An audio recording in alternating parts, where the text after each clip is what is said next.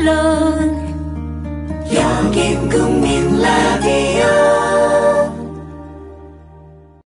아직이란 말보단 이제는 이란 말로 더 나은 세상 아름다운 생각 더해봐요 민주노총과 함께. 노동의 눈으로 세상을 보는 방송 노동과 세계 33번째, 저는 민주노총 홍보실장 정호입니다. 실세 진돗개 정윤회 씨와 땅콩 리턴 조현아 씨가 온 나라를 시끄럽게 하고 있죠.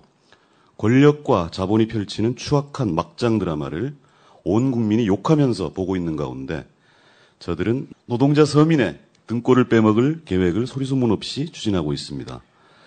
오늘 박근혜 정부의 노동정책을 심층적으로 살펴볼 텐데요. 그 전에 민주노총 박성식 대변인 모시고 최근 노동 현안에 대해 살펴보겠습니다. 어서 오세요. 네, 안녕하십니까. 저는 민주노총 대변인 박성식이라고 합니다. 예, 오늘 민주노총 팟캐스트에 처음으로 나와서 무한한 영광으로 생각하고 있습니다. 더욱이 전 대변이신 홍보실장님과 현 대변인이 이렇게 마주 앉아 있으니 뭔가 이렇게 내부인이 앉아서 쎄쎄쎄하는 분위기 같기도 하고 약간 어색한 분위기도 없지 않아 있습니다. 매우 어색합니다. 네. 전현직이 앉아가지고. 대변인 얘기하니까 제가 대변인을 꽤 오래 했잖아요. 네, 민주노총 최장기 대변인이죠. 네. 그 장기수 분들은 존경을 받는데 민주노총 장기 대변인은 어떻게 되는지 모르겠네요.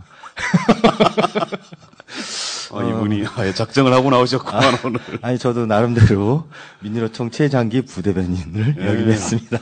제가 그 얘기 하려고 그랬거든요. 예. 제가 대변인을 좀 오래 하다 보니까 아직도 제가 대변인인 줄 알고 있는데요. 지난 4월에 조직 개편을 하면서 지금 박성식 최장기 부대변인께서 대변인으로 지금 일을 하고 계세요. 네. 팟캐스트가 벌써 36회면은 우리가 7개월째 하고 있는데 네. 첫 출연입니다. 네. 예, 좀 늦은 감이 없지 않아 있습니다. 그렇습니다. 무슨 얘기를 할까요? 예. 뭐 아무래도 민주노총 직선제 얘기를 간략하게 먼저 하는 게 어떨까 싶습니다. 그러시죠. 예. 마침내 최종적인 개표 결과가 나왔습니다. 예. 흥미로운 부분도 있고요. 그리고 민주노총으로서는 어느 정도 적잖이 기대가 되는 부분도 있습니다. 먼저 흥미로운 부분들은 그 이전에 잠정 집계되었던 결과와 달리 최종 집계에서는 결산에 오르는 1위, 2위 후보의 순위가 바뀌었다. 순위가 바뀌었어, 그죠? 예, 순위가 바뀌었습니다. 전혀 이변이라고 할 거는 아닌데요. 워낙 그 잠정 집계에도 한 6천여 표밖에 이제 차이가 안 났던 터라, 가능할 수도 있었고, 근데 어쨌든 유례가 없는, 형태로 최종 집계에서 이제 뒤집었습니다. 그럼에도 불구하고 여전히 이제 초박빙이라고 볼 수 있겠죠. 투표인 수가 30몇만 명이 되는데, 한 800여 표 차로. 그러니까.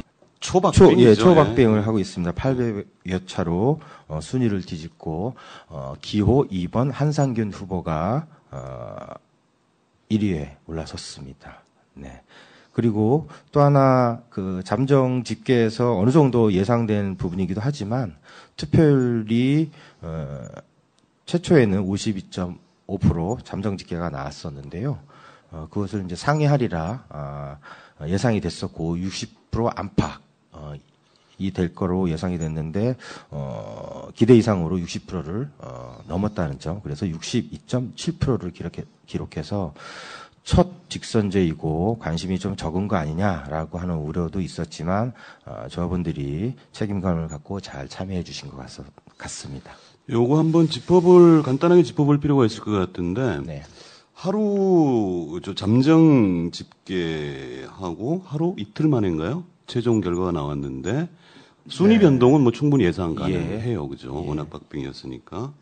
그리고 이 투표율이 굉장히 이제 큰 의미가 있을 것 같은데 그 전에 요 잠정 집계와 최종 집계 사이에 진행된 것들은 서울하고 경기 그죠? 그렇습니다. 개표가 예. 굉장히 제일 큰 선거 예. 투표구인데 예, 두 투표구가 가장 규모가 큰 예, 선거구입니다. 그래서 이제 고기 투표 개표가 늦어졌고 그렇습니다. 그러나 그 개표 남은 개표 결과에 상관없이 과반 득표자가 없음은 네. 확인되었기 때문에 결선 예. 투표 공고가 이미 나갔다는 것이고 예, 그런 그렇습니다. 거죠. 예, 맞습니다. 그리고 62.7%의 투표율은 뭐 사실 놀라운 거라고 생각해요. 그러니까 네. 우리가 무슨 중앙선거 그 국가선거관리위원회 상시기구 이런 게 있는 것도 아닌 상태에서 2만 개가 넘는 네, 투표소에서 그 애초에는 저도 굉장히 좀 우려를 했어요, 솔직히. 예, 아무도 모르기 때문에 결과를. 그래서 투표 전날 같은 경우에는 저는 뭐 개인적으로 페이스북에다가 초침 소리가 유난히 크게 들린다. 뭐 이런 소리도 하고 째깍째깍 가는 게 아니라 두근두근 가고 있다. 이런 소리도 올리곤 했었는데요. 그만큼 어느 적잖이 우려가 있었는데 어쨌든 조합원들의 저력이 있지 않을까라고 믿고 싶습니다. 저는. 그래요. 네. 우리가 어려울 때 지도부나 간부들이 예측한 것보다 훨씬 더 높은 수위로 네. 조합원들이 움직여준다는 것. 예. 그래서 굉장히 이제 고마움, 예, 자부심을 그럼에도- 느낄 예, 수 예, 있을 것 같아요. 예, 그럼에도 직선제가 쉽지는 않은 것 같아요. 네. 예. 이 최종 집계도 예상 시간보다 사실 좀 늦게 나왔습니다. 이거는 그 규모에 비해서 행정력이 사실 따라가기가 굉장히 버거운 상황이었고요. 그렇죠. 그래서 직선제 실무를 하시는 분들이 상당히 고생을 했습니다. 막 이틀- 개고생을 하셨지. 예, 뭐 이틀 밤을 새고 다시는 뭐 직선제 안 했으면 좋겠다. 뭐 물론 진심은 아니셨지만 예. 그런 말씀들을 할 만큼 굉장히 힘든 과정들을 겪고 있고요. 어쨌든 한 번에 더 과정이 남아 있고 마지막까지 실무에 종사하시는 분들도 최선을 다해 주시길 부탁드립니다. 예상컨대 결선 투표는 아무래도 투표율이 떨어지지 않을까 하는 좀 우려가 있긴 하죠. 그렇죠. 그건 뭐 민주노총 선거뿐이겠습니다. 일반적인 모든 선거가 좀 그런 추세라고 보여집니다. 네. 한 번 더 기대해서 진짜 또 1차 때보다 더 높은 투표율을 내주실 예, 걸로. 조합원들 화이팅입니다. 네. 그 대변인을 모신 이유는 우리 홈페이지에 보면 성명 보도란이 있어요. 거기 보면 이제 논평, 성명 뭐 이런 것들이 쭉 나가는데 최근 논평이 엄청나게 쏟아내고 있습니다. 네. 그렇다고 해서 뭐 대변인실 이래가지고 뭐 부대변인이 있는 것도 아니고 혼자 엄청난 일들을 쳐내고 있는데 최근 연말 네. 전국에 즈음한 노동의제 이런 얘기들 좀 짚어주시죠.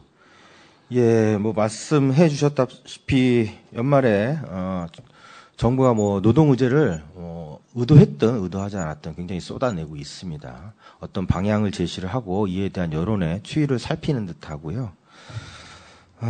그리고 그거 내놓는 것마다 굉장히 또 여론의 방향을 일으킬 만한 폭탄급이어서 이에 대한 논란이 연말 전국을 뜨겁게 달구고 있습니다. 예. 이게 이 연말 전국을 못 느끼시는 청취자분이라면 노동 의제에 대한 관심이 좀 덜한 분 아닌가. 그러게요. 제가 뭐 오프닝 멘트에서 말씀드렸듯이 이 엄청난 문제들이 진행되고 있는데 사실은 이 막장 드라마에 묻혀가지고 네, 소리 소문 없이 사실 또 진행되는 지점도 있을 거예요. 그렇습니다. 그래서 네. 정부에서 여론 추이를 보기 위해서 찔끔찔끔 이제 잽을 날리다가 나중에 이제 크리스마스를 앞두고 카운터 펀치를 날릴 예정이었는데 워낙 그 청와대에서 뭐 비선 라인이다, 뭐 황간 세력이다, 뭐 이런 것들이 이제 뻥뻥 터짐에 따라서 정치적 부담을 느끼지 않았나 싶은 생각도 들고요. 그래서 최근에는 약간 좀 수그러드는 듯한 한 발 물러서는 듯한 공세적으로 나오다가 그런 모양새를 취하기도 있긴 한데요. 끝까지 경계심을 놓지 말아야 될 것 같습니다. 정책 담당자들, 정부 관계자들, 그다음에 재벌, 경총 이런 분들은 굉장히 바쁘고 치밀하게 움직이고 있을 것 같아요. 그렇겠죠. 예. 어떤 내용들인지 짚어주십시오. 연말을 보려면 또 사실 좀 한 해를 볼 필요가 있다고 생각을 합니다. 이 노동의제가 사실은 그 연초에서부터 상당히 굵직한 이슈 중에 하나였다고 저희는 보고 있는데요. 통상 임금을 거쳐서 연초에 이제 4월 달 같은 경우는 국회에서 노동시간을 갖고 상당히 이제 논쟁을 벌였고요.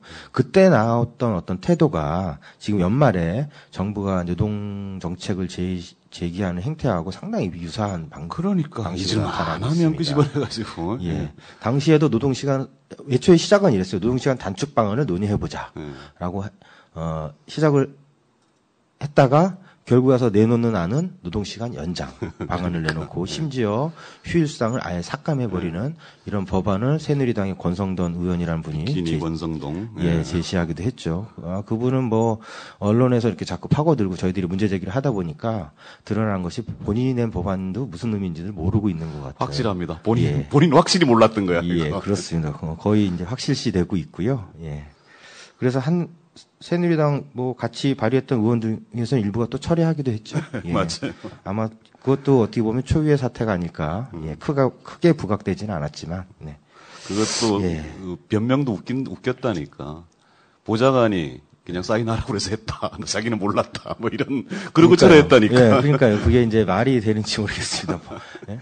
노동자들의 운명을 바꿀 법안을 내면서 보좌관이 사인했다고 해서 사인하고 법안을 제출했다는 것이 국회의원의 자격이 없는 인사하지 않는가라는 생각이 들고요.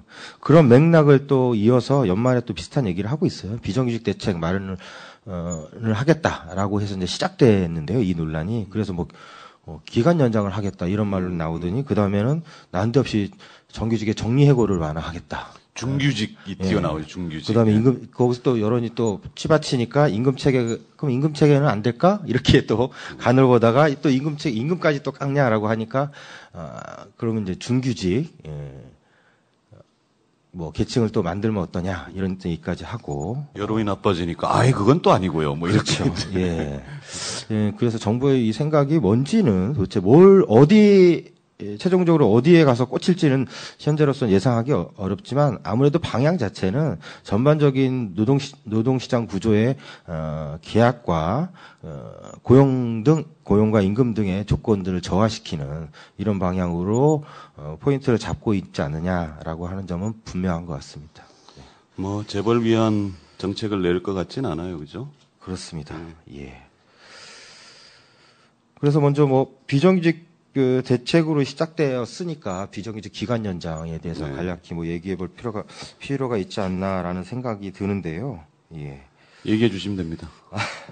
그 비정규직 기간 연장 얘기할 때 저는 이런 얘기를 잘 합니다. 뭐냐면 그 비정규직은 고용과 저임금 차별로 고통받는 중환자다, 우리 사회에. 그래서 하루빨리 이제 치료가 필요한 상태인데, 지금 중환자실에 누워서, 호흡기를 달고 있는 상황입니다. 그런데 하루빨리 치료는 하지 않고, 이 박근혜 병원은 그 호흡기를 다는 기간만 연장을 해서, 병원비를 조금 더 받아내겠다. 라고 하는 발상과 다름없는 것이 비정규직 기간 연장이라고 생각이 듭니다. 그러니까 현행 2년인 것을 그렇죠. 3년으로 늘리겠다. 예. 이게 사실 말도 안 되는 얘기인데. 그렇죠. 2년이 지나면 잘 아시지 않습니까? 2년이 지나면 정규직으로 전환시키는 게 이제 취지인데, 그거는 이제 하기 싫고, 기업들의 눈치도 보이고 하니까, 기간을 너 2년 돼서 죽을래? 3년까지 살래? 이런 거를 노동부 장관이 비정규직 분들한테 물어보니, 비정규직께서 3년 살겠습니다라고 대답해서 이게 비정규직이 원하고 있어요라고 이제 얘기하고 계시는데 제가 볼 때는 참 어처구니가 없습니다. 예. 누구나 다 그냥 그렇게 대답하죠. 그렇게 궁지로 몰아놓고 당장 죽을래? 1년 더 살래 하면 살려고 하지 누가 죽을래고 대답하겠습니까? 네. 2년 여기서 해고 당할래? 정규직으로 전환될래? 이렇게 물어야 법의 취지에 맞는 정상적인 질문이죠. 그렇죠. 예. 우리가 2부에서 더 구체적으로 살펴보긴 할 텐데, 우리 경제가 굉장히 어려운 건 분명해요. 그런데 이걸 어떻게 돌파하느냐, 이른바 위기 극복을, 이 가진 자들과 나눌 것이냐, 아니면은, 노동자 서민들의 고열을 쥐어짤 것이냐 이 양갈래인데 이 정부는 지금 후자를 선택하고 있는 것이 분명하다. 예. 이런 이야기이죠. 그렇죠. 그러면서 핑계를 대는 게 이제 정규직 과보호론이라고 이제 그거를 이제 들고 나오는 건데 사실상 권고기 이래 최대로 우리 사회에서 보호받고 지원받고 한 집단은 기업 집단이죠. 재벌 대기업이죠. 특히 그렇죠. 예. 재벌 대기업. 재벌 그 대기업 가운데서도 과잉 보호, 그렇죠. 과보호하고 있는 거죠. 그들은 한 번도 찬소리를 맞은 적이 없죠. 우리나라 역사상. 예. 좀 그래서 제대로 우리나라의 현실을 얘기하려면 기업 과보 부분부터 먼저 얘기해야 되지 않을까라는 생각이 들고요. 저는 정부가 왜 이런 생각을 하는지에 대한 어떤 배경에 대해서 좀 얘기를 하고 싶어요. 그러게요. 중요한 이야기죠. 예. 정부가 과거에는 이렇게 뭐 정규직 책임론, 과보론, 그리고 그 낙수 효과 뭐 이런 거를 얘기해서 조금 뭐 재미를 본 시절도 사실은 있었다고 생각을 합니다. 그래서 정치적으로 선거를 앞두고 그런 얘기를 해서 표도 좀 얻고 국민들의 호응이 어느 정도 있었다고 생각을 하는데 이제는 어떤 학습 효과가 있어서 더 이상 그런 말이 이제 통하지는 않는데 그럼에도 불구하고 여전히 이제 그런 정부에서는 그런 말을 하는 이유가 있다고 생각을 하는데 뭐냐면 저는 이제 그들이 그러니까 박근혜 정부가 기업이 거의 이제 전지전능하다 경제 분야에 있어서 그런 사고를 갖고 있는 것 같아요. 일자리도 기업이 만든다라고 생각을 하고 있고 그렇기 때문에 고용률을 늘리기 위해서는 기업에 대한 어떤 그 보호가 필요하고 부담을 줘서는 안 된다 이런 사고를 하고 있는 것 같은데요. 얼핏 보면 뭐 그런 광고도 있죠. 기업이 살아야 뭐 일자리가 늘어납니다. 뭐 이런 얘기도 있듯이 예. 얼핏 보면 상식적인 얘기인 것 같지만 모 은행 광고 같은데 어쨌든 뭐 그렇게 상식적인 것 같지만 또 엄밀히 따져보면 그게 뭐 전혀 타당한 말은 아닌 것 같다는 저는 생각을 하고 있고요. 그리고 청취자분들이 그런 것들을 좀 한번 생각해 보셨으면 어떨까라는 생각을 합니다.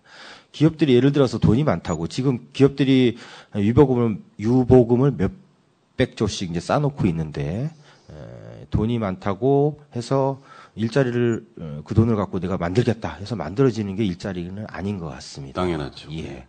사실상 일자리를 만드는 요인은 기업 외부에 있다라고 보는 것이 적절한데 그 기업 외부에 뭐가 있느냐? 보면은 우리나라 경제 규모에 있어서 기업 소득보다 가계 소득이 월등히 높습니다. 규모 면에 있어서는. 네. 물론 개미들이기 때문에 그렇죠. 작게 수가 보이지만 많으니까, 예. 그걸 다 모아보면 상당한 규모여서 가계 소득 규모가 상당히 큽니다. 그래서 기업 외부 요인으로서 가계 소득이 높아지고 소비 지출이 늘어났을 때 그리고 거기에 대해서 더해서 정부 지출이 또 뒷받침해 줬을 때 재정 지출이 뒷받침해 줬을 때 이에 호응을 이제 소비 시장이 늘어나고 이에 호응해서 기업이 수동적으로 일자리를 만드는 것이지 기업이 자기가 하고 싶다고 해서 능동적으로 일자리를 만드는 게 아니거든요. 그래서 얼마 전에 최경환 장관이 경제정책의 어떤 2기 경제정책의 전환을 꾀하는 듯 하면서 선거 전이었죠. 그때가. 선거 전에 꾀하는 듯 하면서 소득주도 성장을 하겠다. 살짝 얘기했어. 예, 살짝. 얘기했는데 이제 언론에서 이제 그렇게 받았죠. 어떻게 보면 긍정적인 측면으로서 기대했던 측면이었다고 볼 수도 있겠는데요. 지나가는 듯이 살짝 얘기했는데 그 부분들이 이제 어쨌든 확산이 됐습니다. 그래서 그런 정책을 피는 듯한 그리고 일서 부정하지도 않았죠. 아마도 정책 효과를 노린 의도가 있었지 않는가 생각이 드는데 근데 결국은 그런 정책들이 지금에 와서는 전혀 반대 방향으로 뒤집어지고 있다라고 생각을 합니다. 그러니까 초이노믹스라고 스스로 이제 이름 붙인 최경환 부총리 지금 와서 뭐 이름 붙일 이유가 없어요. 그 별다른 뭐 내용이 있어요. 그러니까 이전에 했던 거 똑같이 하는데 뭐 초이노믹스라고 붙이는지 모르겠어요. 이분이 이제 워싱턴 가가지고 기자 간담회 하면서 이제 툭 던진 거라 그렇죠. 소득 주도 성장론이 대세다. 네. 대세인 건 알고는 있었던 모양인데 그렇죠. 내용을 채워야지. 내용은 아무것도 최근에 없고. 뭐 심지어 OECD에서 소득 불평등이 경제 성장을 저해한다는 발표도 했었죠. 심지어 우리 사회 이제 비정규직 정리해고 문제가 본격화된 것이 IMF 구제금융 때문인데 그 IMF에서조차도 그렇죠. 그 양극화 해소와 가계 소득을 높이지 않으면 위기는 더욱 심화될 것이다. 그렇죠. 이런 발표를 공식적으로 한 그리고 뭐 지경이에요. 정부가 정규직이 보호돼서 비정규직이 늘어나는 것처럼 얘기하는데 사실 그 역사적 추세를 보더라도 전혀 이제 그거는 상관없는 얘기죠. 정규직의 규모와 비정규직의 규모는 어떻게 보면 상관없습니다.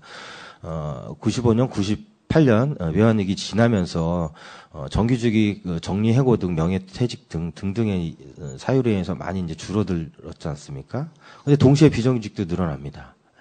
전혀 보호받고 있지 못하는 과정들이 전면화되면서 비정규직이 오히려 늘어나는 이런 양상을 본다라면 이 둘에 있어서 상관관계는 전혀 없는데 정부가 지금 억지로 끼워 맞추고 정부가 책임져야 될 기업이 책임져야 될 몫을 노동자 일부에게 떠넘기고 있다라고 보여집니다. 상당히 좀 불안해요. 심지어 뭐 좀 사적인 얘기하면 우리 나이 또래 기업하는 중소기업 혹은 대기업의 뭐 중견 간부 이런 친구들도 술자리에서 그런 얘기를 해요. 그렇죠. 임금 문제가 아니다 이게. 이게 지금 정책 자체가 상당히 위기 상황이다 이런 얘기를 하고 있더라고요. 최근 연말에 정부가 이런저런 어떤 정책적 방향을 툭툭 던졌을 때 사실 민주노총도 대응을 했지만 여론이 먼저 치받아 올라간 측면도 상당히 있다고 생각을 합니다. 그러니까. 이제는 더 이상 통하지 않고 만약에 이런 방식으로 계속 밀어붙였다가는 내년에 아마 뜨거운 맛을 보지 않을까라는 생각을 합니다.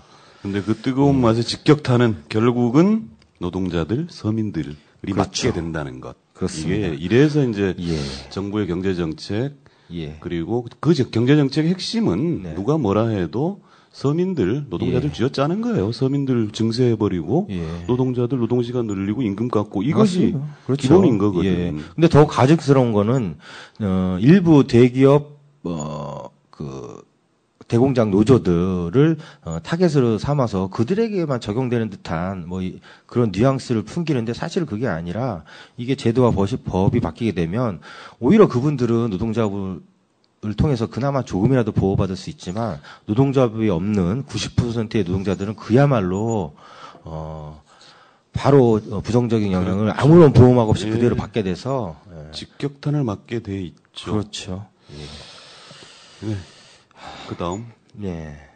그 다음으로서 이제 정리해고 완화 부분들을 조금 더 볼 필요가 있지 않을까라고 생각을 하는데요. 이 논리가 또 제가 봤을 때는 굉장히 황당합니다. 해고가 쉬워야 고용이 창출이 된다. 라고 제가 볼 때는 이 유사일에 또 이게 황당한 논리로 보이는데 좀 이렇게 이런 비유가 어떨지 모르겠으나 지금 고령화 사회에서 노인들이 너무 많아서 출생률이 적으니 고령자분들이 빨리 돌아가 주셔야 출생률이 높아진다고 하는 논리하고 그러니까 딱 거의 그거죠. 그런 논리하고 마찬가지 황당한 논리라고 생각을 합니다. 거의 뭐 고래장법이라 싱글세 도입한다 뭐 있다고 소리나 하고 있고. 제가 그 싱글인데요. 굉장히 격분을 했습니다. 싱글에도 여러 가지 종류가 있는데. 자, 됐고 그만하고. 개인사를 얘기하고 싶지는 않습니다. 저도. 그리고 그런 정리해고 문제를 이어서 또 임금체계 개편 이런 얘기까지 했었죠. 그래서 임금체계 개편은 사실상 이거는 이제 올 중반기인가요? 그때 한번 노동부가 매뉴얼을 발표를 해서 그런 의지를 밝힌 바가 있죠. 직무 성과급제로 전환하는 것이 바람직하다라고 하면서 그래서 이 부분들이 지속적으로 추진되고 있다라고 보여지고 그 성격을 보면 역시 성과급 체계가 가장 문제가 크다라고 보여지는데 도대체 노동자들 A 노동자, B 노동자의 성과를 누가 매깁니까? 어떤 자로 잴 수도 있는 것도 아니고 사용자가 임의로 성과를 책정해서 이 성과를 달성해라고 이제 성과 강요를 하게 되겠죠. 아마 지금 많은 수의 그 노동자분들이 그런 성과 강요에 시달리고 있을 거고요. 그런데 이제 그런 성과들을 이제 사용자들이 자의적으로 기준을 정해놓고 또 거기에 대한 평가도 너는 달성하지 못했으니 임금을 깎겠다라고 하고 극소수만 상대적으로 임금을 제대로 지급하는 그래서 전반적으로 경쟁을 강화시키고 임금은 전반적으로 하락시키는 직무급도 마찬가지죠. 나사를 조이는 노동하고 망치치는 노동하고 도대체 이 직무의 노동 가격을 누가 매깁니까? 어떤 기준으로? 이렇게 해서 어쨌든 의도하는 바는 사용자들이 임금 결정권을 완전히 내 손아귀에 갖겠다라고 하는 거고 정부는 이것을 제도적으로 그럼 마련해 주자라고 하는 정책인 것 같고요. 정리해고와 관련한 현행법은 긴박한 경영상의 이유라고 되어 있어요. 물론 그것도 뭐 쌍용차 사례에서 드러나듯이 예측 불가능한 미래의 상황을 자의적으로 주장하면서 대규모 정리해고도 가능하게 이미 되어 있죠.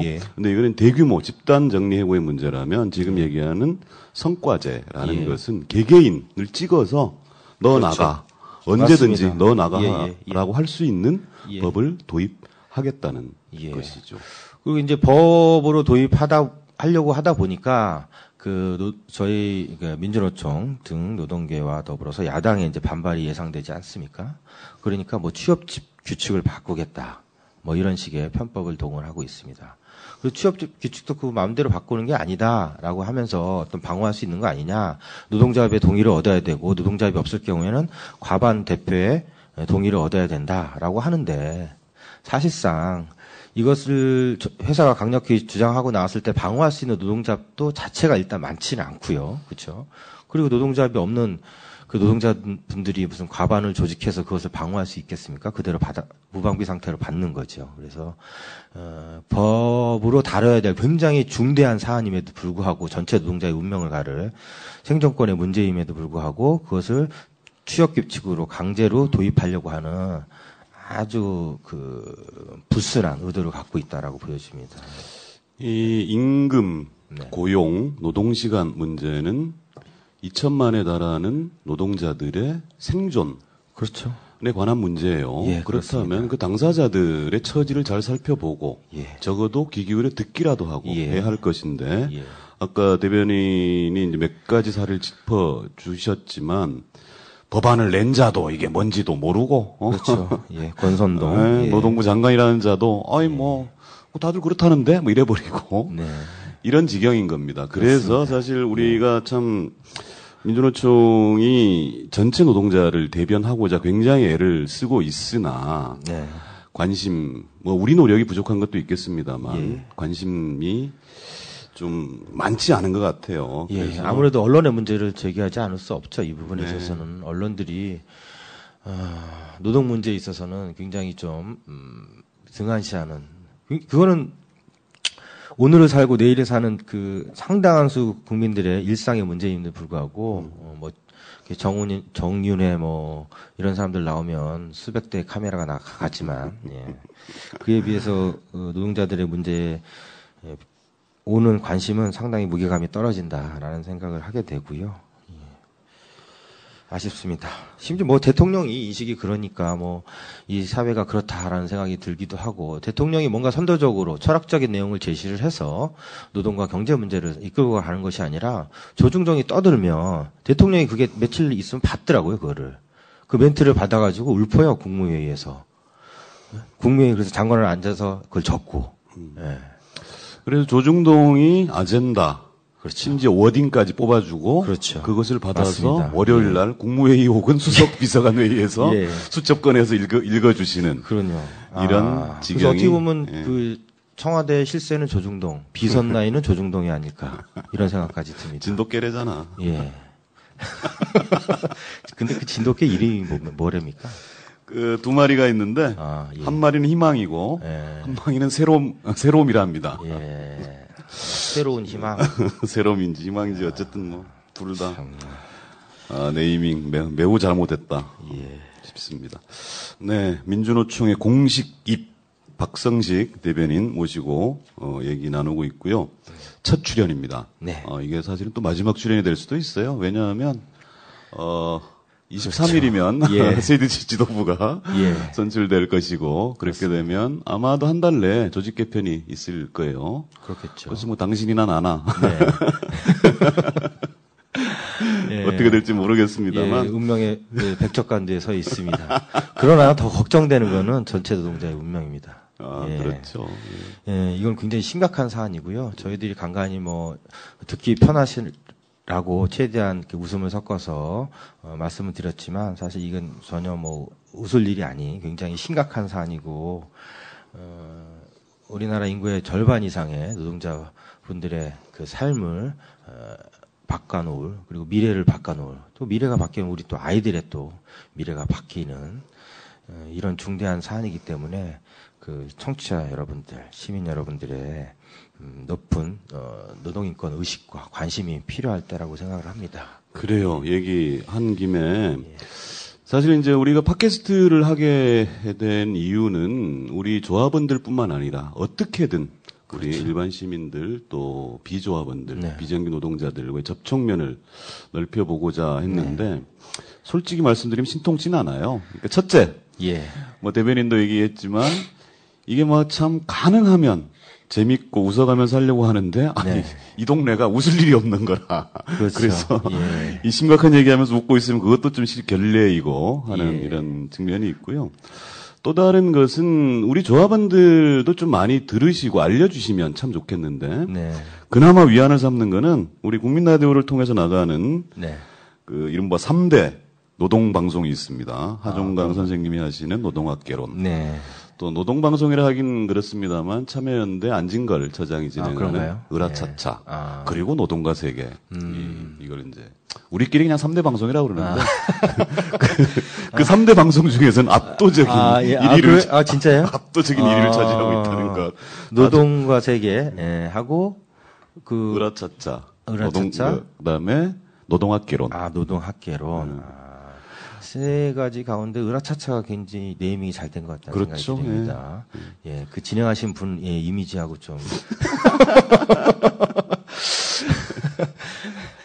자, 예. 우리 앞으로 출연할 수 있을지 없을지 모르겠으나 네. 대변인이 예. 좀 마지막 강조하고 싶은 얘기 듣고 마무리하도록 하겠습니다. 예, 다시 말씀드리겠습니다. 굉장히 중요한 문제고요. 노동 문제. 특히나 지금 위기에 놓여 있습니다. 그리고 중요한 시점이고요. 정부가 올해 연말에 크리스마스 선물로 노동자들한테 엄청난 걸 내놓을 수도 있다라는 생각이 들고요. 이에 대해서 시민 여러분들이 예의주시하고 꾸짖어 주시고 분노하시고 그리고 인터넷 공간 그리고 또 저희들이 이제 집회도 개최하게 될 예정입니다. 이런데 공간에서 나와 주셔서 외쳐 주셨으면 좋겠습니다.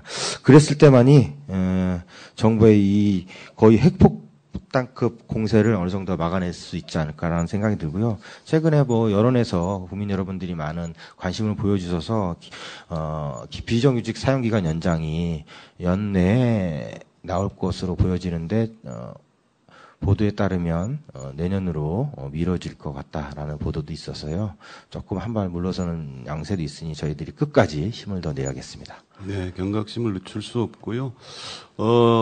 박근혜 대통령 당선 2주년이 되나요? 19일 날? 예, 19일 날. 19년이 박근혜 2년이죠. 예, 그래서 그날 우리 이러저러한 2년. 뭐 집회 등등을 계획하고 있습니다. 자세한 계획 나오면 다시 그 박근혜 2년을 부르면서 그 가운데 내자를 붙이는 분들도 있더라고요. 내라 하면 뭐죠? 박근혜 내 2년. 마지막으로 빵 터졌네. 네, 지금까지 민주노총 박성식 대변인이었습니다. 네, 고맙습니다. 감사합니다. 앞에 말씀드린 바와 같이 17일부터 23일까지 민주노총 8기 위원장, 수석부위원장, 사무총장 결선투표 진행됩니다. 민주노총 사상 처음으로 진행되는 임원 직선제를 총괄하고 있는 양성윤 수석부위원장님의 호소 말씀 듣고 2부 이어가겠습니다.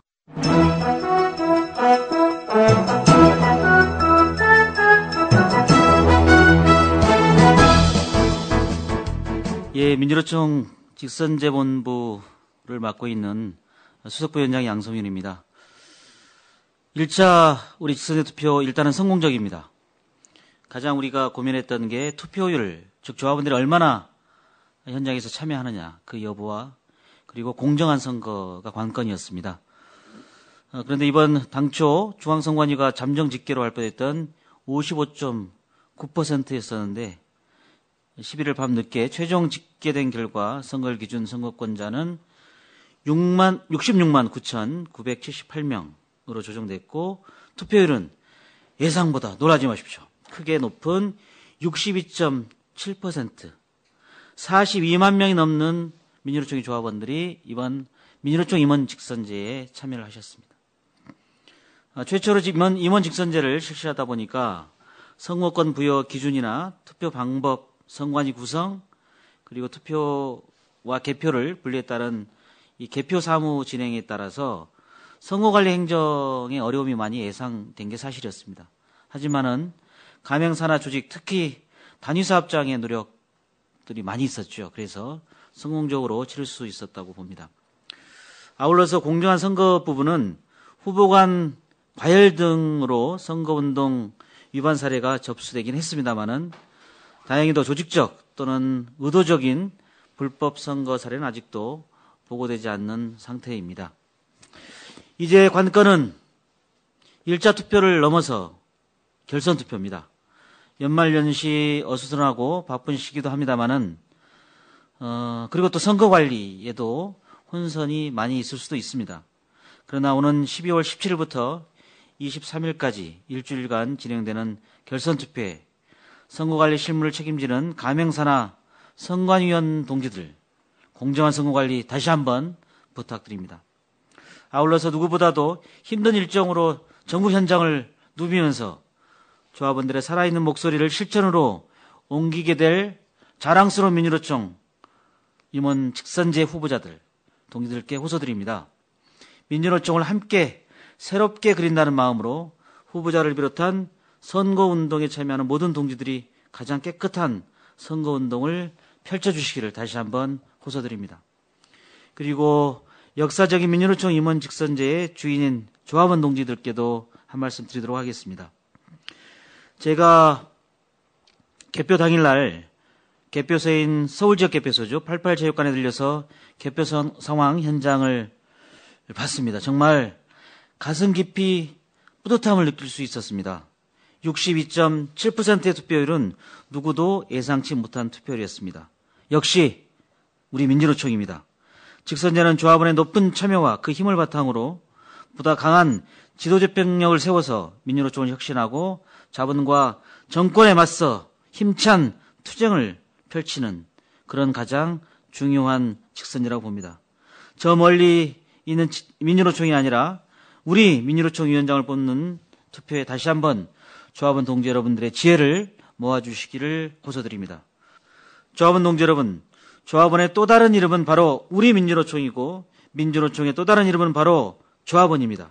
노동자 대통령, 조합원들이 만들어낼 민주노총 위원장, 수석부위원장, 그리고 사무총장, 조합원 동지들의 참여로 멋지고 정말로 폼나게 한번 만들어봤으면 좋겠습니다. 투표에 꼭 참여하시기 바랍니다. 고맙습니다.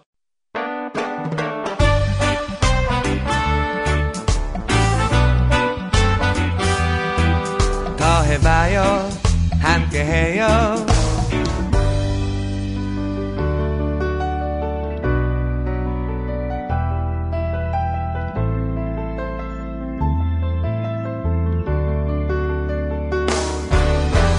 더 나은 세상, 아름다운 생각. 더 해봐요, 민주노총과 함께.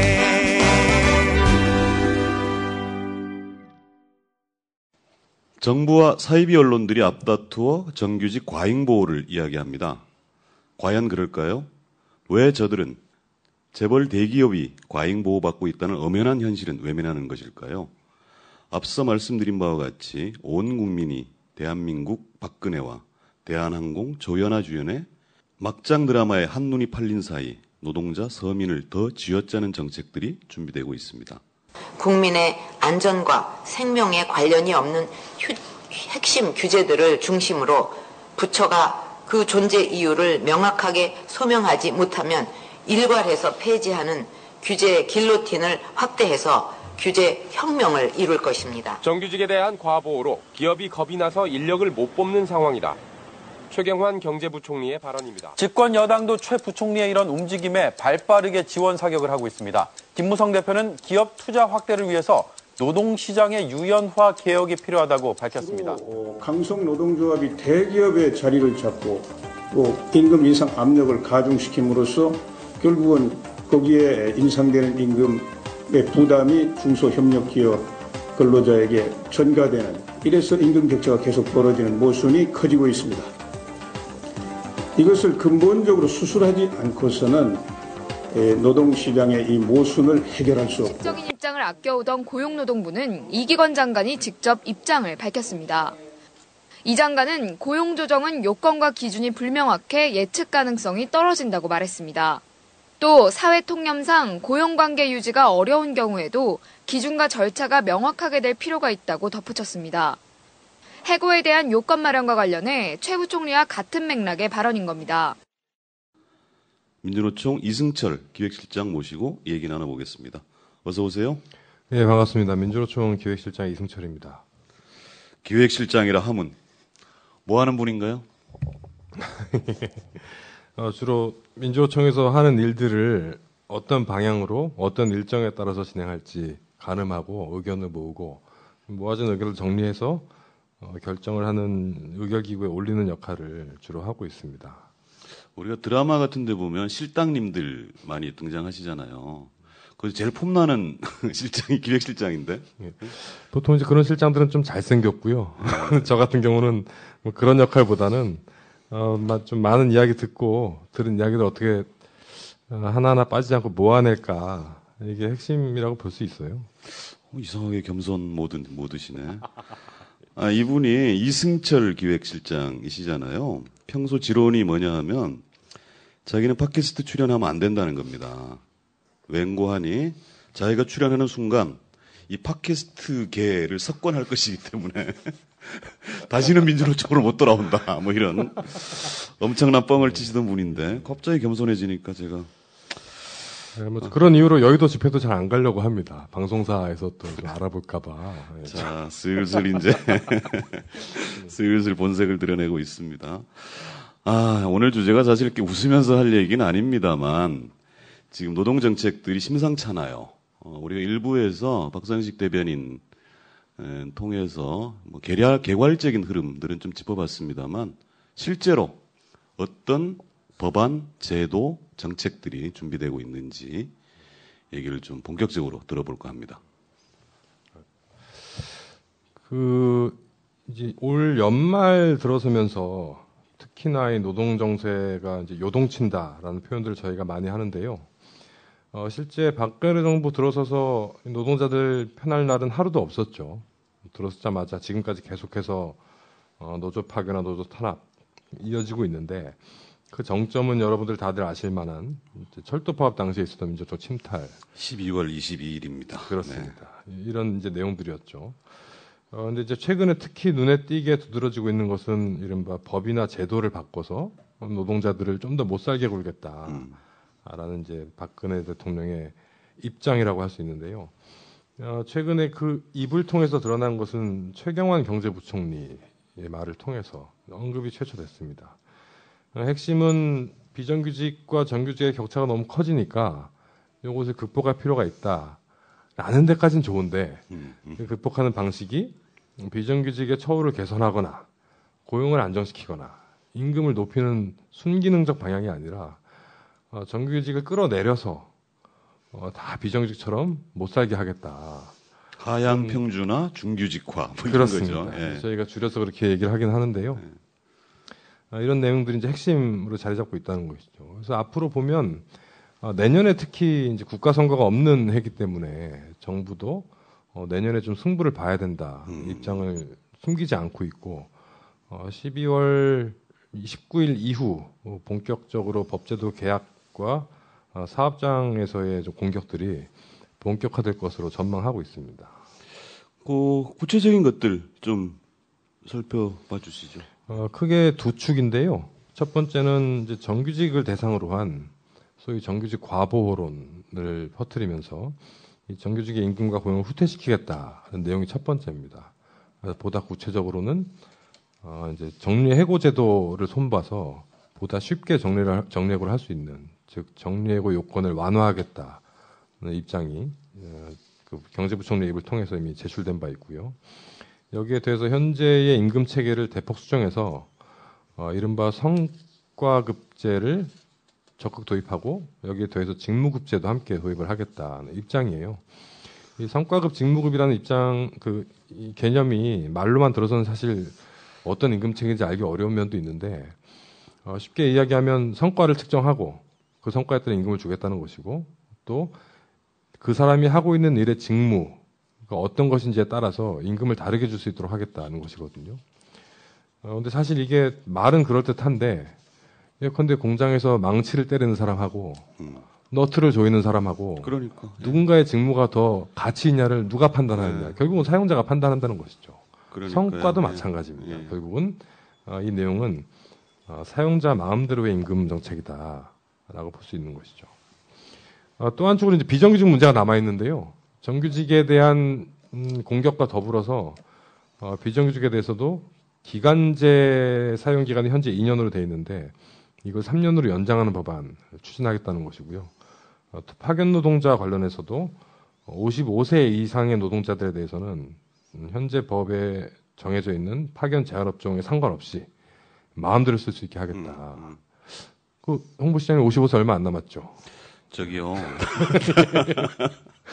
그리고 이제 농림수산업에도 파견 노동자들 적극적으로 사용할 수 있게 다 풀겠다 등의 내용들이 포함되어 있는 것으로 현재 알려지고 있습니다. 이 절차는 어떻게 되나요, 일단? 이 정리해고나 비정규직 관련한 내용들은 법을 개정해야 되는 문제이기 때문에 그렇죠. 예. 정부가 12월 중하순에 이런 입장들을 담은 하반기 경제정책 방향 혹은 2015년 경제정책 방향 등의 정책 형태로 제출이 되고 요것을 정부와 새누리당이 받아서 입법을 해야 되는 것은 내년 2월과 4월 정기국회, 임시국회 때 입법 추진을 하고 또 임금체계 같은 경우는 입법 문제라기보다는 사업장 단위의 취업규칙이나 단체 협약을 계약하는 내용이거든요. 이것 관련해서는 사업장 단위에서 좀 추진할 수 있도록 압력을 넣겠다는 입장이에요. 그래서 실제로 이렇게 될 경우에는 정부가 사용자의 지위에 있는 공공부문이 첫 번째 타겟이 될 가능성이 높다고 보여지고 여기에 대해서 이런 문제만 나오면 늘 밥이 되는 대공장들이 첫 번째 공격 대상이 될 거다. 정규직 귀족노조. 그렇습니다. 이거 좀 한번 짚어주셨으면 좋겠는데, 올해 10월부터인가요? 10월, 11월 비정규 종합대책을 내겠다 하다 계속해 연기되고 하더니, 아까 말씀하셨듯이 이제 그 부총리 입을 통해서 이러저러한 걸 흘리고, 언론에 간보기 하고, 풍선 띄우기 하다가 쑥 들어갔다가 다시 튀어나오고 이런 것들이 반복되다가, 좀 전에 말씀하셨던 바와 마찬가지로 아마 12월 말쯤에 2015년 경제종합대책 그거의 하위 범주로서의 노동 정책이랄까 이런 흐름으로 가고 있는 거죠. 그렇습니다. 그러니까 애초에 비정규직 종합대책을 발표하겠다고 했던 시점이 10월이었는데 그렇죠. 계속 미뤄지면서 도대체 왜 미뤄지는 거냐 말들이 많이 나왔었어요. 그때까지만 해도 준비가 덜 됐는지 어땠는지 알 수 없었는데 최경환 부총리가 입을 열기 시작하면서부터 의도가 드러났다. 노동계에서는 평가를 하고 있습니다. 쉽게 얘기하면 정규직 과보론에 기초한 정규직 공격을 펼쳐야 되는데 이것만 하면은 아무래도 부담이 되니까 여기에 대해서 명분으로 비정규직 종합대책을 함께 내세우면서 즉 비정규직을 밟고 올라서서 정규직 노동자들을 공격하겠다는 것으로 이제 파악이 되고 있습니다. 이런 얘기를 좀 해볼 필요가 있을 것 같은데, 어디까지 얘기할 수 있는지 모르겠는데, 경제가 어렵다는 얘기를 일단 해요. 진짜 어려운 건가? 이것부터 한번 살펴볼 필요가 있겠는데, 이 위기 상황에서의 그 극복 방안이라는 것도 다양한 정책 수단들이 있을 텐데, 왜 노동자들 쥐어짜는 걸로 가려고 하는 것인지, 그것이 과연 또 바람직한 것인지, 이런 것들이 좀 우리 청취자들 들으시기에 자기 문제잖아요, 사실은. 그런 얘기들을 좀 해주실 필요가 있을 것 같아요. 경제가 어려운 건 사실인 것 같아요. 그죠. 실제로 이제 저희도 그렇고 정부도 그렇고 매년 정세 분석을 하는데 몇 년째 끊이지 않고 반복되는 단어 세 가지가 첫 번째는 저성장, 두 번째는 수요 부진, 그러니까 소비가 없다는 거죠. 그렇죠. 세 번째는 높은 실업률.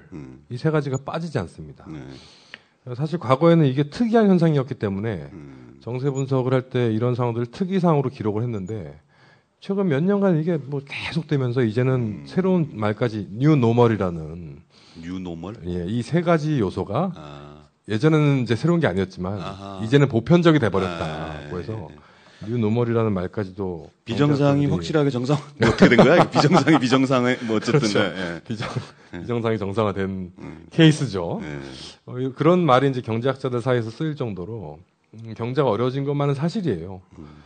실제로 정부가 내놓고 있는 대책 중에서 혹은 진단 중에서 수요 부진, 즉 소비가 없는 것을 극복해야 된다는 것까지는 올바르게 보고 있는 것 같아요. 그러니까 최경환 씨도 워싱턴 가서 그 얘기했다니까. 소득 주도 성장론 뭐 이런 그렇죠. 얘기를 느닷없이 하는 바람에 화들짝 놀라긴 했죠, 사실은. 그러니까 이제 더 이상 수요 부진을 숨길 수 없고 또 수요가 생기지 않으니까 공장 창고마다 상품이 그득그득 차 들어가는 과정들을 자기 눈으로 보니까 이거 그대로 두면 안 되겠다라는 것까지는 진단을 하는데 문제는 해법을 엉뚱한 데서 찾고 있다는 거죠.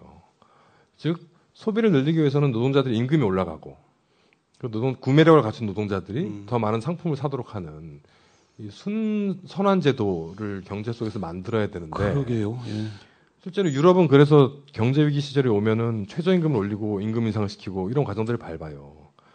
그런데 이 망할 놈의 정부는 그런 식으로 순환을 가져가는 것이 아니라 돈 가진 사람들이 그 돈을 쓰게끔 만들게 하기 위한 혜택 위주의 정책을 펼치고 있다는 겁니다. 그렇죠. 대표적인 게 법인세 관련된 이야기들, 또 재벌의 그 사내 유보금 좀 더 자유롭게 활용할 수 있게 해준다든지.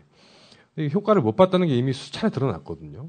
그런데도 불구하고 계속해서 이런 정책을 펼치고 있다는 점이 첫 번째 잘못된 이제 지점이라고 할 수 있고, 박근혜 대통령과 이 경제팀이 내놨던 작년의 대책 중에 하나가 사실은 예컨대 부동산 담보대출도 늘리고 돈을 풀어가지고 서민들이 돈을 사용하게끔 해야겠다.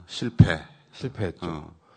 이제 박근혜가 사용할 수 있는 마지막 카드고 유일한 카드가 바로 구조개혁이라고 보는 겁니다. 스스로들. 그래서 노동시장의 구조개혁을 통해서 이 인건비로 들어가는 노동비용을 최대한 줄여가지고 사용자와 재벌들의 이익을 극대화하는 방식을 통해서 수치상의 경제지표를 올려보겠다라는 게 현재 정책의 특징이자 또 가장 큰 문제점이라고 할 수 있는 거죠.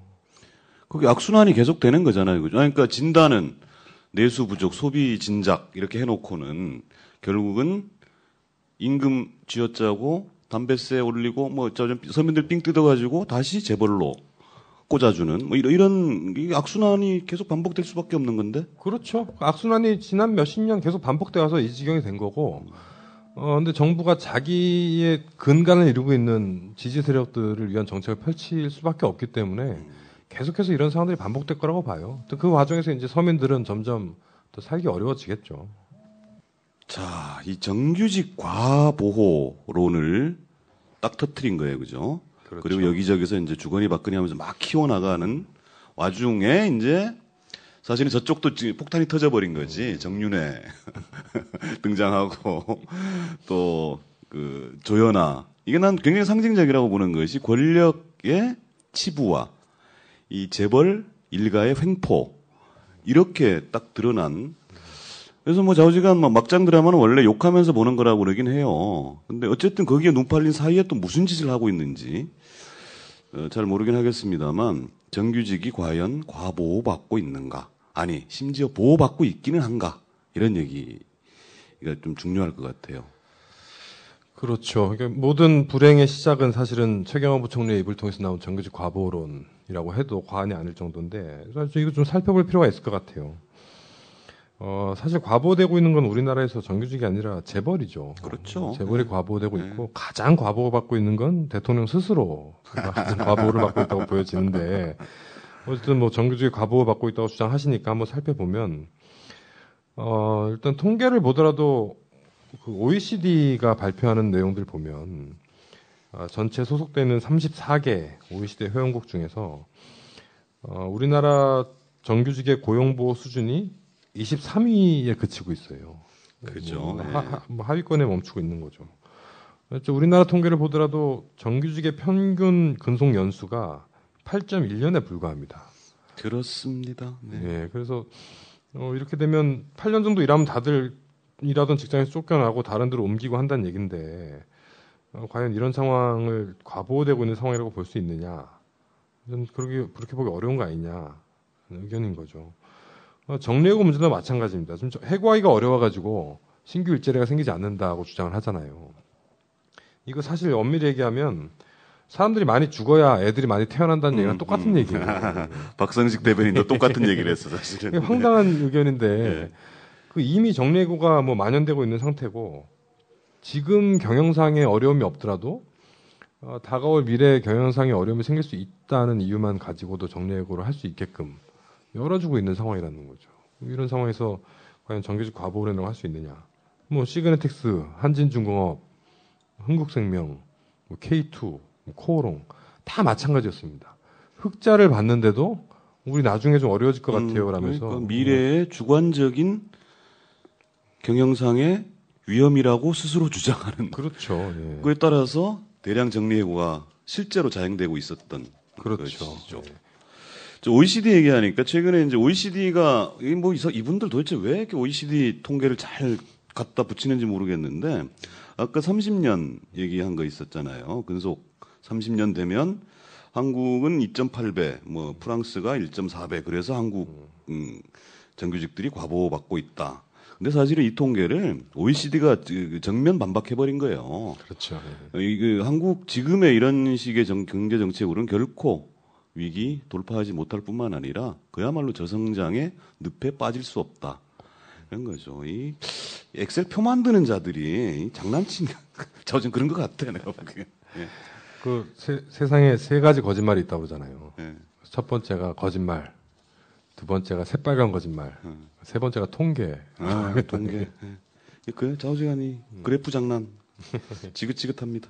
네, 어쨌든 정규직 과보 얘기 좀 더 해주시죠. 그래서 만약에 뭐 기업이 어려워져서 노동자들을 해고해야만 살아날 수 있다는 주장이 백보양보해서 사실이라고 칩시다.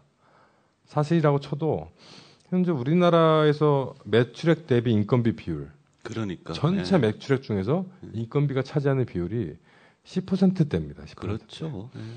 근데 이 금액을 줄여서 기업이 살아날 수 있다. 저는 이건 뭐 인정하기 어려운 논리라고 보여지고 계속해서 노동자들의 몫은 줄어들고 있는데 그것마저도 더 뺏어야만 회사가 살아날 수 있다 그러면 그런 회사가 있으면 뭐합니까? 그렇죠. 그렇게 기업 운영하면 안 되고 지금 10% 인건비 비중 10%라는 것도 전체 매출을 평균하니까 이것도 통계의 장난인데 대기업일수록 인건비 비중은 현격하게 줄어듭니다. 그렇죠. 대규모 장치 산업 이런 거기 때문에 그래서 인건비는 사실은 특히 대기업일수록 큰 비중을 차지하지 않는다는 것. 엄살 중에 엄살이다. 이런. 그렇죠.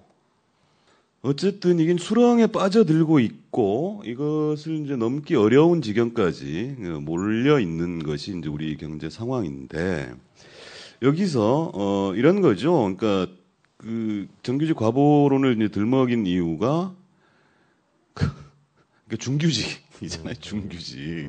중규직은 아니고요. 뭐 이렇게 노동부에서 이제 변명을 하긴 했습니다만 누구나 얘기하듯이 비정규직 문제가 심각하고 비정규직의 처지는 사회적 문제이니 이들의 처지를 끌어올리자라고 상식이지 그렇게 생각하는 게.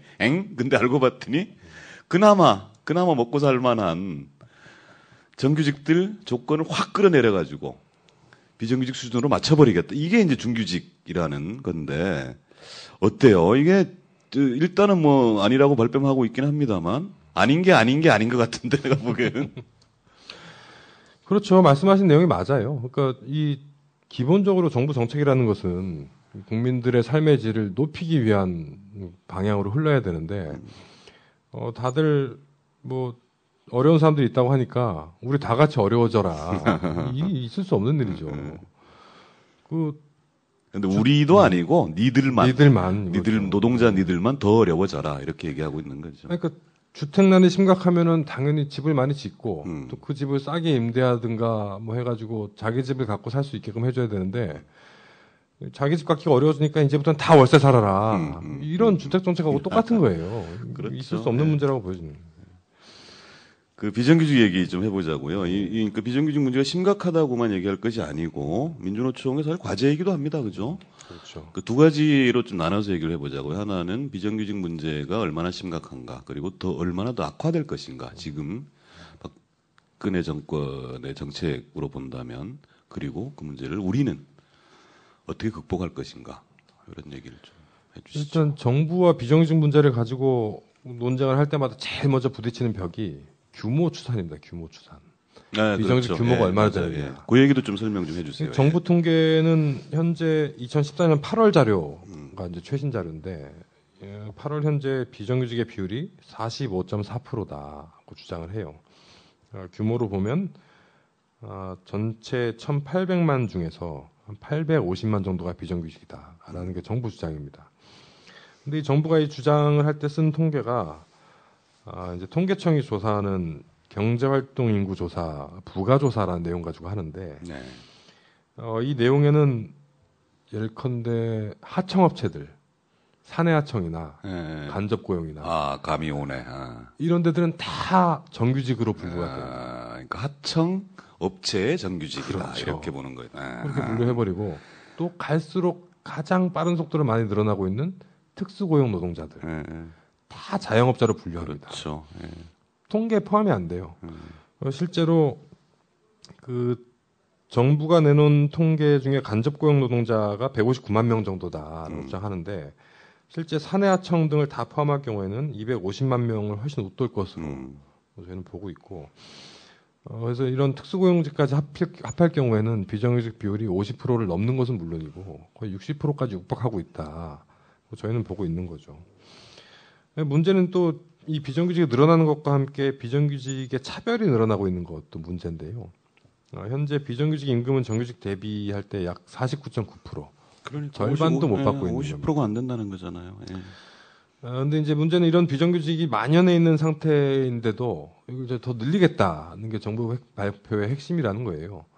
그런데 아까 말씀드린 기간제 사용 기간을 2년으로 하니까 2년이 될 때마다 비정규직 노동자들이 자꾸 잘린다. 걱정을 하면서 좀 덜 잘리게 하기 위해서 3년으로 하자는 건데 이게 조삼모사 아닙니까? 3년으로 하면 3년을 앞두고 또 대량 해고 사태가 벌어지는 거예요. 2년마다 맞을래, 3년마다 맞을래 이러면 안 맞고 싶은 사람한테는 참 대답하기 어려운 질문이지 않겠습니까? 파견도 마찬가지죠. 파견 노동자들의 문제가 심각하다는 것은 심지어 보수적인 노동법 학자들도 지적하고 있는 내용이거든요. 소위 다면계약이라고 그래서 사용자와 고용자와의 계약 관계를 파괴하는 즉 중간 단계를 거쳐서 진행되기 때문에 노동자들에게는 훨씬 불리하고 사용자들에게는 무한한 자유를 주는 제도라는 게 보수적인 노동법 학자들도 인정하고 있는 내용인데 이거를 좀 더 확대해서 55세 이상 되면 자유롭게 사용할 수 있게 해주겠다. 이게 심각한 문제인 거죠. 나이 먹는 게 죄야. 실제로 최근에 이제 고령화가 진행되면서 정년도 늘리는 추세잖아요. 네. 정부도 나서가지고 정년 늘리는 거 동의를 해주고 있는 상태인데 55세면 한참 일할 나이 아닙니까 지금? 그러니까요. 근데 예를 들면 파견 노동자가 된다는 뜻은 단순히 고용 형태가 바뀌는 게 아니라 비정규직의 임금을 받게 되는 하루아침에 너 그거 싫으면 나가라. 일할 사람 많아. 되는 거죠. 아니 55세면 이제 한참 대학 등록금 내고. 그러니까 돈이 제일 많이 그러니까 그렇죠. 라이프 사이클에서 돈이 사실은 제일 많이 들 시기에 그야말로 폭망하게 만드는 그러니까요. 그런 그러니까 거죠. 우리가 이거 고급스러운 말로 생애주기와 역행하는 임금 체계, 고용 체계다라는 말들 하는 이유가 거기에 있는 거죠. 또 하나 박근혜 정부 들어서 좀 눈에 띄는 것 중에 하나가 시간제 일자리를 확산하는 정책 계속해서 밀어붙여요. 단기 근로자, 초단기 근로자, 그다음에 초단시간 근로자 뭐 이렇게까지 그렇습니다. 가고 예, 와 있는 거잖아요. 참 이걸- 놀라운 창조성이야 그런 거 보면은. 왜 이걸 강조할까 살펴보니까 당선될 때도 그렇고 당선된 이후에도 그렇고 계속해서 강조하는 내용 중에 고용률 70% 달성하겠다 내용이 있습니다. 70% 달성 못할 거 지들도 알아요. 그런데 질러놓은 건 있으니 책임은 져야겠고 유일한 방법은 현재 있는 하나의 일자리를 쪼개가지고 2개로 만들면 고용 수치는 확 올라가죠. 2배로. 그래서 실제로 이 공공부문 같은 경우에 멀쩡하게 한 사람이 일하던 일자리를 하루아침에 뺏어가지고 이제부터는 4시간씩 2명 일하는 거다. 그런 식으로 시간제 일자리를 늘리는 결국은 취약계층만 더 늘리는 이런 상황들이 되고 있다는 거죠. 고용률 70%는 참 할 얘기가 저도 좀 있는데 그게 이른바 474잖아요. 474. 그렇죠. 예. 아니 씨 뺏길 걸 뺏기지 그 이명박 747 그 엉망이 돼가지고 지금 국정조사를 한 해 만에 하고 있는 판에 그 474를 해필 뺏겨가지고 그게 말입니다. 어쨌든 뭐 실적, 뭐 새마을운동 하듯이 실적은 남기고 싶은데 그럴 가능성은 없고 하니 나쁜 일자리로 쪼개서 고용 불안을 더 야기하겠다 하는 아주 굉장히 역설적인 창조적 발상들을 하고 계신 거죠. 그렇죠. 그래서 전체적으로 보면 기업에게는 법인세나 사내유보금 관련된 특혜를 주고 그리고 노동자들에게는 전체적인 하향 평준화를 통해서 노동자에게 들어가는 임금, 즉 비용을 더 낮춰서 사용자의 이익을 또 보장하고 그리고 이 고용 정리해고를 또 쉽게 해줘가지고 노동 유연화를 유도해서 실제 정리해고 제도로 사용하지 않더라도 이걸 무기로 노동자들에게 다양한 희생을 요구할 수 있거든요. 사용자들은 이런 과정들을 거쳐서 전체적으로 이제 재벌의 배는 더 불리고 노동자들의 허리띠는 더 졸라매는 방향으로 가고 있다. 이 점에서 좀 우리나라 노동자들 정말 살기 힘들어지고 있다. 이렇게 볼 수 있습니다. 그래요. 이제 우리는 사실은 이런 이야기들을 늘상 하다 보니까 뭐 편하게 얘기를 하고 있습니다만 우리 사실 팟캐스트를 우리 조합원들 이렇게 많이 안 들으시는 것 같아요. 우리 저 일반 청취자들 생각해서 조금은 좀 쉽게 얘기해 줄 필요가 있을 것 같은데 결론은 그런 거 아닌가요? 그러니까 설사 뭐 백보 양보 만보 양보를 해서 재벌이 엄청 배를 불러 그래서 이제 막 터질 지경이 돼서 여기저기 막 나눠주고 그렇게 될 수도 없는 거잖아요 지금. 그렇죠. 그러다 보니 우리 생활은 점점 더 피폐해질 수밖에 없다. 747 얘기한 김에 한 가지만 더 얘기를 하면 MB 정권 말기에요. 그 관공서마다 붙어있던 구호가 있었어요. 그게 뭔가 하니 중산층을 두텁게 서민을 따뜻하게. 순서가 바뀌었나 보다. 서민을 따뜻하게 중산층을 두텁게였다고요. 우리가 뭐 체제 전복 세력이 아닌 바에는 일단 그 말은 맞다고 그죠? 말 자체 맞잖아요. 그다음에 최경환이 얘기하는 소득주도 경제성장도 분명히 맞는 말이고. 근데 말은 그렇게 해놓고 구호는 그렇게 붙여놓고 실상은 거꾸로 가고 있었다는 것. 그리고 점점 더 거꾸로 간다는 것. 이게 더 큰 문제가 아닐까 싶습니다. 그렇죠. 대통령 잘 뽑아야 됩니다, 진짜. 힘들어 죽겠습니다, 살기. 2년, 아직도 2년이 안 됐다는 거건데, 문제는. 취임 2년은커녕 당선 2년도 아직 안 됐다는 아마 20년 된 것 같아요, 이제. 그렇죠. 그리고 또 이런 얘기들을 합니다. 그러니까 민주노총이 뭐 보면 늘 열심히 싸우고 하는데 이럴 때 뭐 좀 해야 되는 거 아니야? 뭐 이런 얘기도 하는 거잖아요. 그죠? 그래서 과연 이걸 뭐 우리가 욕만 하고 있을 거냐? 이건 또 아니지 않습니까? 우리는 뭐 해야 될까? 그다음에 우리 시민들, 노동자들은 뭘 해야 될까? 이런 얘기를 좀 해보죠. 그 전에 잠깐 이제 정부에서 추진하고 있는 작전을 좀 살펴보면 첫 번째 단계가 12월 19일에서 22일 요 사이가 될 것 같아요. 자, 대한민국에서 월급 받아서 먹고 사는 사람이라면 아마 남아있는 12월에 한 20일 정도, 보름 정도 기간 중에 감이 온다. 19일, 22일이 제일 의미 있고 중요한 날짜가 될 겁니다. 자, 이날 뭘 하려고 그러느냐 정부가 19일 정도에 앞서 말씀드린 정례고나 뭐 임금 체계 개편이나 이런 내용들에 대해서 노사정 간의 원칙적인 합의를 이뤘다라는 발표를 준비하고 있어요. 지금 이미 국책연구기관에서 일하는 박사 한 명이 초안을 작성하고 있다는 얘기까지 나오고 있는데 이렇게 해서 19일 날 아마 발표가 되면 노사정위원회로 이관을 하게 될 겁니다.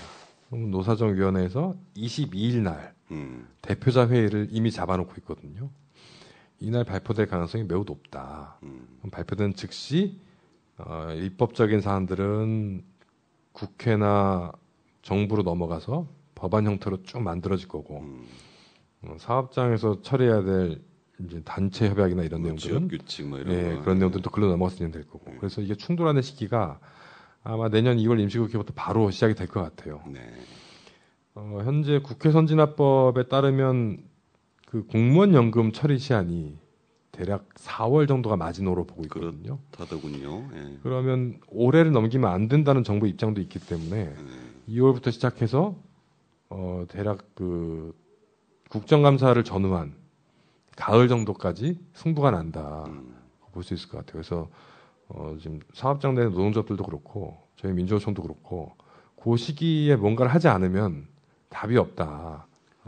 좀 생각을 가지고 진행을 하고 있는데, 저는 여기서 이제 정답이 드러난다고 봐요. 예컨대 두 가지 정도가 중요하다고 보는데, 첫 번째는 정부도 바보가 아니니까. 정부 바보 아닌가? 한꺼번에 자 니네 이거 다 먹어 이러고 가져와가지고 그렇죠. 처리시키지는 않을 거예요. 단계적으로 하나하나씩 깔 거라는 거죠. 그럼 첫 바다 맞는 놈이 있습니다. 이 첫 바다 맞는 사람이 언제까지 버텨가지고 다 같이 싸울 수 있을 때까지 좀 가느냐.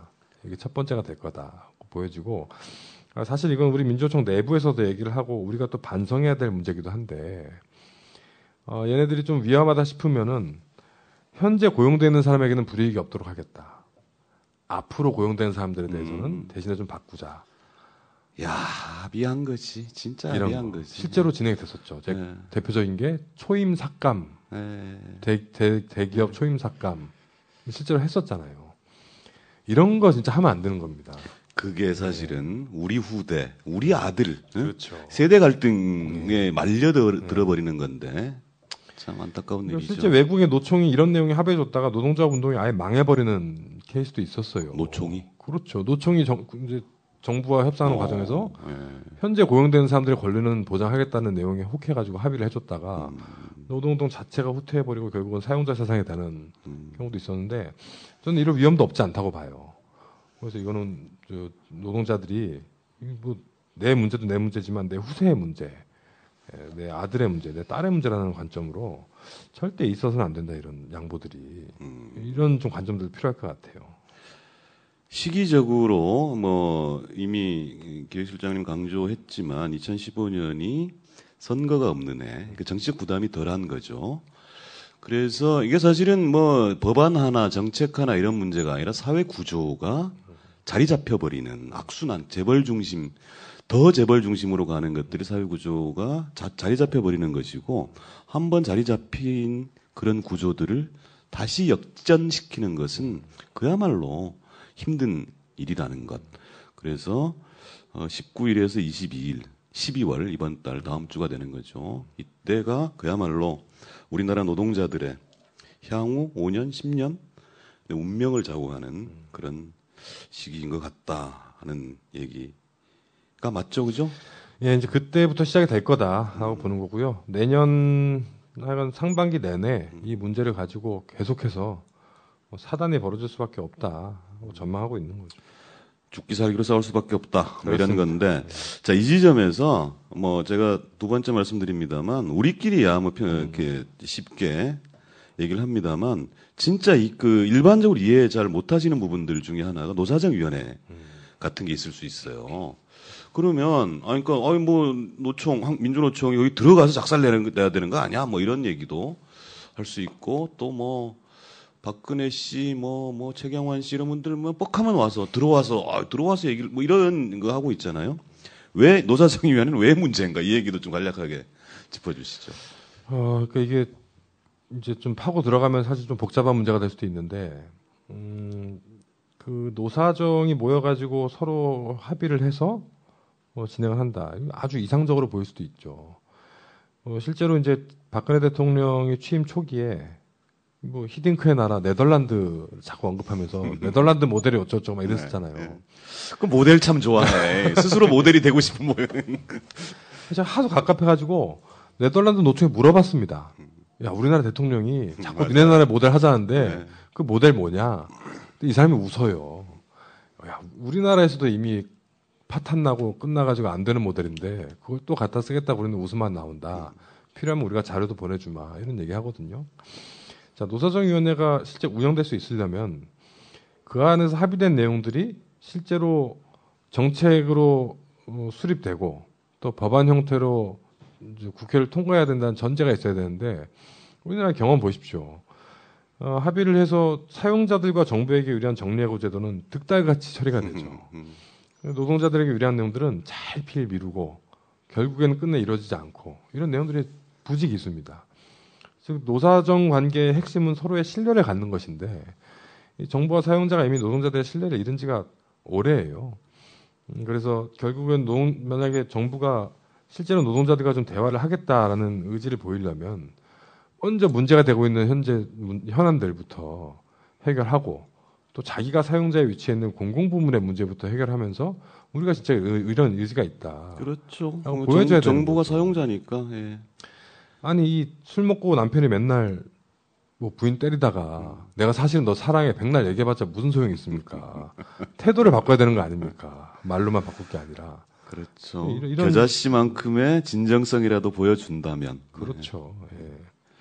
그래서 우리나라에서는 이 정부가 친사용적인 정책을 너무 오랜 기간 동안 일관되게 펼쳐왔기 때문에 이 부분들에 대한 궤도 수정 없이는 당분간 노사정 대화가 본궤도에 오르기 어렵다라고 보고 있습니다. 그 신뢰 문제를 얘기하셨습니다만 저는 뭐 거기 그 같은 비중으로 중요한 것들 중에 하나 균형이라고 봐요. 노사정 뭐 이름은 그럴듯한데 최소한 노와 사가 힘의 균형을 이루든지 노조 조직률 10% 이런 상황에서 무슨 저걸 할 것이며 거기다가 그럼 일단 9대 1이 돼버리는 겁니다. 노 사만 해도. 근데 정부가 또 친기업이야. 기업하기 좋은 나라. 이러면은 한 90대 1 정도의 이 힘의 심각한 불균형 있는 속에서 거기서 잘 얘기해가지고 합리적인 대안을 마련해 봅시다. 이것이 과연 가당키나 한 일인가? 그 말씀하시니까 좀 더 추가로 얘기해 보면 외국에서 특히 유럽 쪽에서 이 노사정 대화가 잘 된 케이스들이 있잖아요. 네. 공통적인 특징이 4가지가 있습니다. 이게 전제라고 하는데 우리가 첫 번째는 이게 호황기 전략이에요, 사실. 맞아요. 즉 경제가 활성화되고 뭔가 나눠 먹을 게 많이 있을 때 그때는 양보하기도 쉽거든요. 그나마 사실은. 대화가 된다는 거죠. 그래서 실제로 노사정 대화가 잘 됐던 유럽의 국가들도 경제가 불황으로 접어들면서 다 이 노사정 대화 틀들이 어려워지고 있어요. 두 번째는 지금 말씀하신 그 힘의 균형과 연동되는 얘기인데 노동조합 조직률이 매우 높아야 됩니다.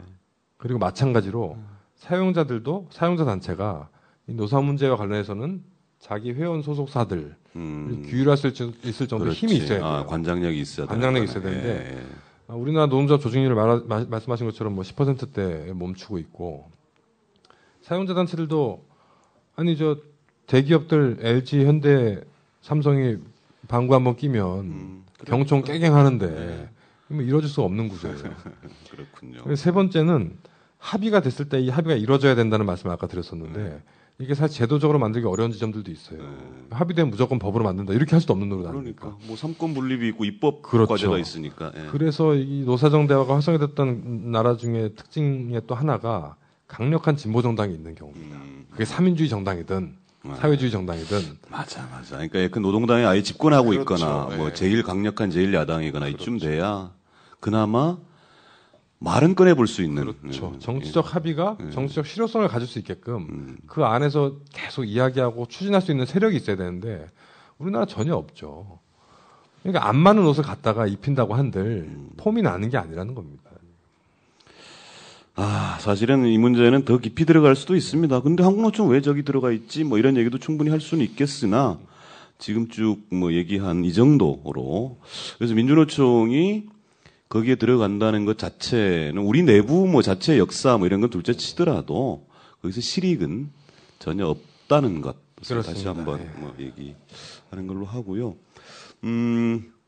우리가 사실은 저는 개인적으로 이 고민을 했었어요. 이게 원래 제목은 위기의 한국 경제, 벼랑 끝에 노동자 이렇게 제목을 붙이긴 했는데 이 제목이 적절할까요? 연동은 된다고 봐요, 저는. 아까 얘기 드렸던 그 경제 상황의 3가지 특징. 저성장, 수요 부진, 고실업. 뉴노멀. 뉴노멀. 이게 다 사실은 노동자들의 삶과 직결되는 문제고 정부가 이 뉴노멀 상황을 맞이하면서 계속해서 해법으로 들고 있는 게 노동자들을 더 쥐어짜는 방식이기 때문에 가장 큰 피해자라는 측면에서 저는 긴밀하게 연관이 된다라고 보여지는 거죠. 근데 써놓고 보니까 벼랑 끝 정도가 아니라 무덤에 한 발짝을 걸치고 있는 것들이 우리 노동자들, 그 중에서도 비정규 노동자들인데 이들을 아예 그냥 밀어버리려고 하는. 근데 그렇게 노동자를 죽이고 나면 기업은 살 수가 없는데? 그러니까 이게 한치 앞을 못 보는 정책이라는 게 그래서 그런 겁니다. 그 사실은 그 사용자들도 자기 사업을 이어가려면 그 물건이 팔려야 되고. 그렇죠. 그 물건을 만드는 사람들이 안정적으로 일하면서 좋은 물건을 만들어내야 되고. 이런 좀 순선한 구조가 있어야 되는 거잖아요. 전혀 고려하지 않는 눈앞에 이익만 좇는 한참을 못 보는 정책인 거죠. 불안합니다. 그리고 위험합니다. 그래서 민주노총이 더 노력하고 우리의 노력만큼 또 많은 분들이 진짜 관심 가져 주셔야 된다는 것입니다. 오늘 뭐 정해진 시간이 있기 때문에 더 깊이 들어가지는 않겠습니다만 그 경제 이른바 다음 주로 예상되는 정부의 2015년 경제 뭐 종합대책, 경제정책 방향.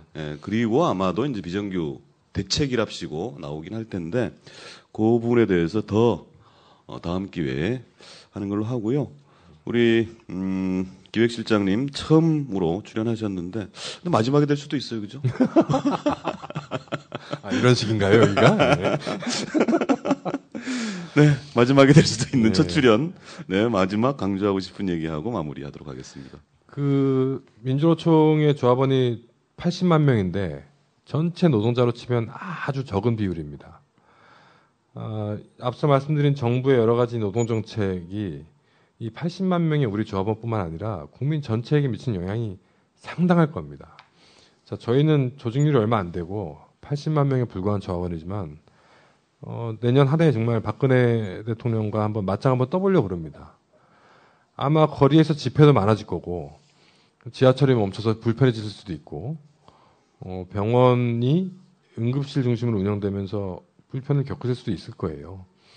근데 이게 단순히 저희의 문제뿐만이 아니라 우리나라 한국에서 살아가고 있는 전체 노동자들을 위한 또 그 전체 노동자들의 권리를 좀 찾기 위한 싸움이라는 점 이해해 주셨으면 좋겠고 시내 지나시다가 집회 열고 있으면 500ml 물이라도 한 잔 사다 주시면서 열심히 싸워라, 힘내라, 응원한다 한마디 해주시면 저희 조합원들 정말 큰 힘 되거든요. 앞서 말씀드린 것처럼 한 가지 약속드릴 수 있는 것은 민주노총 조합원들만을 위한 투쟁은 절대 하지 않고 전체 노동자들이 함께 자기 권리를 찾을 수 있는 싸움을 펼쳐나갈 테니까요. 지켜봐 주시고 응원해 주시고 힘을 실어주셨으면 하는 바람입니다. 네, 뭐 민주노총이 전체 노동자를 대변한다고 감히 말씀드릴 수는 없습니다만 적어도 우리만의 싸움은 하지 않겠다는 말씀입니다. 그리고 관심 가져주십사는 말씀입니다. 지금까지 이승철 민주노총 기획실장님이셨습니다. 고맙습니다. 고맙습니다. 네, 지금까지 저는 민주노총 홍보실장 정호희였습니다. 바쁜 연말입니다. 어수선한 연말이기도 한데요. 그만큼 앞으로 우리의 삶을 좌지우지할 일들이 우리 눈앞에 놓여 있습니다. 관심 가져주십시오. 다음 주에 뵙겠습니다. 2015년 고래 잡으러 갑시다!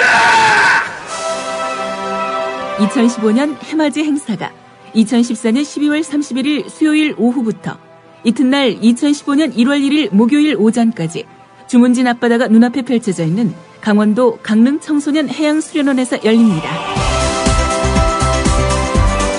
서영석, 김용민의 정치 토크, 정영진의 불금쇼 생방송 공개방송으로 함께하고 조합원 모두가 해돋이 장관을 함께 바라보며 한 해 희망을 기원하는 시간으로 꾸밉니다.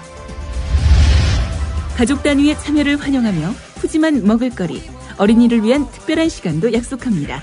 자세한 안내는 국민TV 홈페이지 지역협의회 모임 안내 게시판을 참고하세요.